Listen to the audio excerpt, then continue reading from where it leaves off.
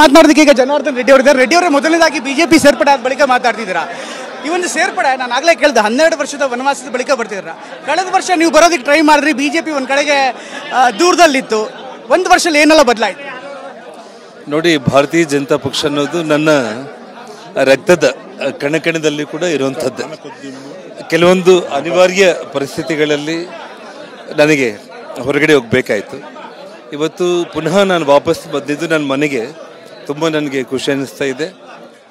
ಹಾಗಾಗಿ ಭಾರತೀಯ ಜನತಾ ಪಕ್ಷ ಅನ್ನೋದು ನನ್ನ ರಕ್ತದ ಕಣಕಣದಲ್ಲಿ ಇರುವಂಥದ್ದೇ. ಇದ್ರ ಜೊತೆ ಯಡಿಯೂರಪ್ಪನವರ ಪುತ್ರ ಅಧಿಕಾರಕ್ಕೆ ಬಂದ ಮೇಲೆ ಅಥವಾ ರಾಜ್ಯಾಧ್ಯಕ್ಷರಾದ್ಮೇಲೆ ಆಗ್ಲಿಂದ ಮಾತುಕತೆ ಶುರುವಾಯ್ತಾ? ಯಾಕಂದ್ರೆ ಕಳೆದ ಬಾರಿ ಬಂದ ಸಂದರ್ಭದಲ್ಲಿ ನಿಮ್ ಬೇಸರ ಆಗಿತ್ತು ನಿಮಗೂ ಕೂಡ. ಯಡಿಯೂರಪ್ಪನವ್ರು ಬಂದ್ಮೇಲೆ ಏನ್ ಮಾತುಕತೆ ಆಯ್ತು? ರೆಡ್ಡಿ ಅವರು ಬಿಜೆಪಿಗೆ ವಾಪಸ್ ಬರೋದಕ್ಕೆ ಕಾರಣ ಏನು ಅಂತ? ನೋಡಿ, ಭಾರತೀಯ ಜನತಾ ಪಕ್ಷ ಅನ್ನೋದು ನಾನು ನಿಮಗೆ ಹೇಳ್ತಾ ಇದ್ದೀನಿ, ನನ್ನ ಮನಸ್ಸಲ್ಲಿ ಪ್ರತಿ ರಕ್ತದ ಕಣಕಣದಲ್ಲಿ ಇರುವಂಥದ್ದೇ. ಸನ್ಮಾನ್ಯ ಯಡಿಯೂರಪ್ಪನವರು ಇವತ್ತು ಬೆಳಿಗ್ಗೆ ನನ್ನನ್ನು ಮನೆಗೆ ಆಹ್ವಾನಿಸಿ ತಾವೇ ನೋಡಿದ್ದೀರ. ಅವ್ರು ನನ್ನೆಲ್ಲ ಆಫೀಸಿಗೆ ಕರ್ಕೊಂಡು ಬಂದಿದ್ದು ನನ್ನ ಅದೃಷ್ಟ. ಅವ್ರಿಗೆ ನನ್ನ ಬಗ್ಗೆ ಪ್ರೀತಿ ಇದೆ. ಆಮೇಲೆ ಕೆಲ ದಿನಗಳ ಹಿಂದಷ್ಟೇ ನೀವು ಸಿದ್ದರಾಮಯ್ಯನವ್ರ ಜೊತೆ ಕಾಣಿಸ್ಕೊಂಡ್ರಿ. ಡಿ ಕೆ ಶಿವಕುಮಾರ್ ನಿಮ್ ಜೊತೆ ಕೈ ಹಿಡಿದು ಮಾತಾಡಿಸಿದ್ರು. ಬಹುಶಃ ಈ ಒಂದು ಚುನಾವಣೆ ಫಲಿತಾಂಶ ಅಂದ್ರೆ ವಿಧಾನಸಭೆ ಚುನಾವಣೆ ಫಲಿತಾಂಶ ಬರುವಂತ ಸಂದರ್ಭದಲ್ಲಿ ಆ ಸಂದರ್ಭದಲ್ಲೂ ಕೂಡ ನಿಮ್ಮನ್ನ ಸಂಪರ್ಕಿಸುವಂತ ಪ್ರಯತ್ನ ಕಾಂಗ್ರೆಸ್ ಮಾಡ್ತು. ಪ್ರಭಾಕರ್ ಹುಳಿಯ ಕೇವಲ 10 ಗುಂಟೆಯಲ್ಲಿ 50 ಲಕ್ಷ ಗಳಿಸ್ತಿದ್ದಾರೆ. ನೀವು ಕೂಡ ಅವರಿಂದ ಕಲಿಬೇಕಾ? ಅವ್ರ ಜೊತೆ ವಿಡಿಯೋ ಕಾಲ್ನಲ್ಲಿ ಮಾತಾಡಬೇಕಾ? ಈಗಲೇ ಫ್ರೀಡಮ್ ಆಪ್ ಡೌನ್ಲೋಡ್ ಮಾಡಿ. ಸುಮಾರು ಒಂದು ತಿಂಗಳಿಂದ ಅಥವಾ ಒಂದು 15 ದಿನದಿಂದ ನೀವು ಆ ಕಡೆ ಇದ್ರಿ. ಭಾರತೀಯ ಜನತಾ ಪಕ್ಷ ನಾನು ಎಷ್ಟು ಸಲ ನೀವು ಕೇಳಿದ್ರು, ನನ್ನ ರಕ್ತದ ಕಣಕಣದಲ್ಲಿ ಇರೋದು ಭಾರತೀಯ ಜನತಾ ಪಕ್ಷ.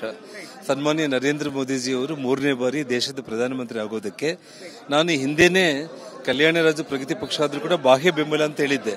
ಇವತ್ತು ಪಕ್ಷಕ್ಕೆ ನಾನು ಇವತ್ತು ನಮ್ಮೆಲ್ಲ ಹಿರಿಯರ ಜೊತೆ ನಾನು ಸೇರ್ಕೊಂಡಿದ್ದೀನಿ. ಪಕ್ಷಕ್ಕೋಸ್ಕರ ದುಡಿತೀನಿ ನಾನು.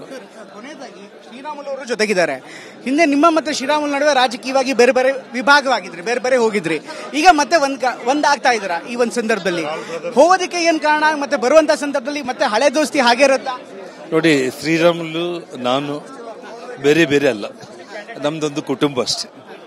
ರಾಜಕೀಯವಾಗಿ ಈ ಹಿಂದೆ 1 ವರ್ಷ ನಮಗೆ ಗ್ಯಾಪ್ ಬಂದಿರಬಹುದಾಗ್ಲಿ, ಇವತ್ತು ಎಲ್ಲರೂ ಒಟ್ಟಾಗಿ ಒಂದು ಕುಟುಂಬವಾಗಿ ನಾವಿವತ್ತು ಕೆಲಸ ಮಾಡ್ಕೊಂಡು ಹೋಗ್ತೀವಿ. ನಾವು ಚುನಾವಣೆ ಬರ್ತಾ ಇದೆ. ಚುನಾವಣೆ ಸಂದರ್ಭದಲ್ಲಿ ಆರೋಪ ಪ್ರತ್ಯಾರೋಪ ಸಹಜ.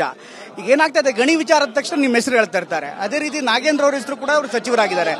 ಈ ರೀತಿ ವ್ಯತ್ಯಯಗಳು ಕಾಣಿಸ್ತಾ ಇದೆ. ಈ ತರ ಆರೋಪ ಬಂದಾಗ ನಾನು ಈ ಸಂದರ್ಭದಲ್ಲಿ ಪಕ್ಷದ ವಿಚಾರ ಬಿಟ್ಟು ಬೇರೆ ಏನೂ ಮಾತಾಡಲ್ಲ.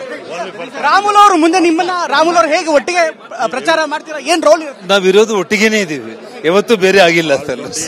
ರಾಮುಲು ಅವರೇ, ಈಗ ಈ ವಿಚಾರಕ್ಕೆ ಸಂಬಂಧಪಟ್ಟಂತೆ ಸುಮಾರು 1 ವರ್ಷದ ಹಿಂದೆ ನಿಮ್ಮ ಮತ್ತೆ ಅವ್ರ ನಡುವೆ ಒಂದು ರಾಜಕೀಯ ವ್ಯತ್ಯಾಸ ಬಂದಿತ್ತು. ಜನಾರ್ದನ್ ರೆಡ್ಡಿ ಅವರು ಇದು ಸ್ವಂತ ಅವ್ರದ್ದು ತವರು ಮನೆ ಇದ್ದಂತೆ.